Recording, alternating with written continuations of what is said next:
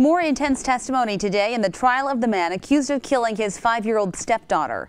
This was the scene November 1st in Holt when detectives say Thomas McClellan stabbed his stepdaughter, Luna Younger, to death and then covered her body in blankets and poured vodka on them before lighting them on fire.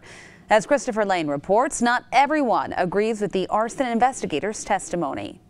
Delhi Township Fire Marshal Bradley Drury says the condition of Luna Younger's body and the clothes she was wearing helped him determine if she was alive when the fire started. As far as a fire investigator goes, when you're looking at even a fire victim, there are protected areas and also try to put that victim in relationship to the fire. He said a person will typically protect themselves in a fire by curling up into a ball and letting their back take the brunt of the flames, which is why Drury was looking at Luna's back in his investigation. Trying to identify if there's any burns on her back could tell me or help basically give the positioning of that victim in that fire. But for the most part, the back itself was protected.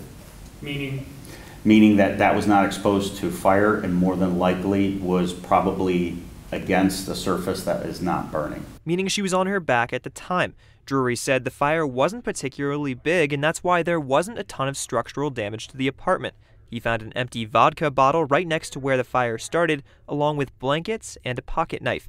The defense jumped on that point during cross-examination, questioning whether vodka would be the best fuel in the apartment and whether or not it was a, quote, good fire. In Lansing, Christopher Lane, Fox 47 News.